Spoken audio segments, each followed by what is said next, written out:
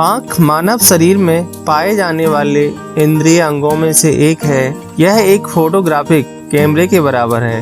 वैज्ञानिक और photographer doctor Roger Clark के अनुसार मानव आँख का संकल्प 576 मेगापिक्सल है। जब आप आईफोन 7 के कैमरे के 12 मेगापिक्सल से तुलना करते हैं तो ये बहुत बड़ा है।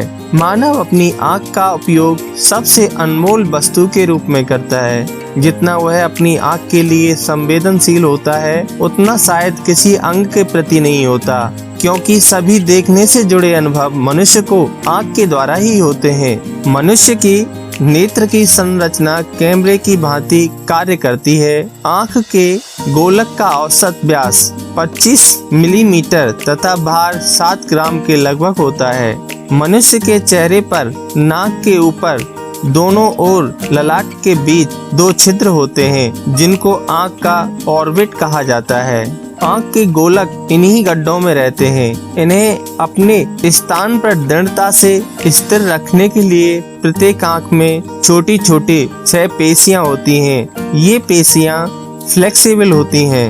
इनकी सहायता से हम आँख को इधर उधर घुमा सकते हैं। मानव नेत्र हमारे शरीर का सबसे दूसरा शक्तिशाली अंग है।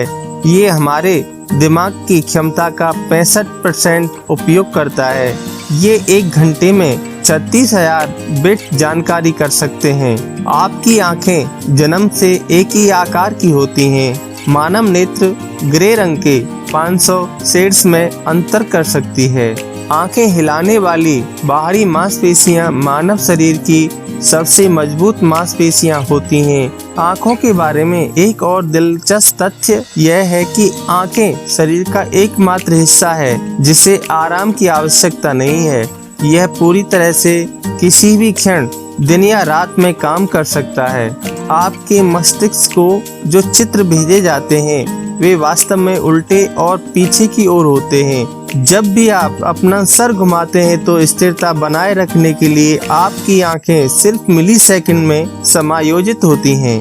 आपकी आंख प्रकाश और अंधेरे को समायोजित करती हैं। हमारी आंखों में आंसू भी पैदा होते हैं जो आंखों की सतह को चिकनाई और पोषण देने के लिए होते हैं और हमारी आंखों में प्रवेश करने वाले किसी भी मलबे को धोने के लिए भी होते हैं।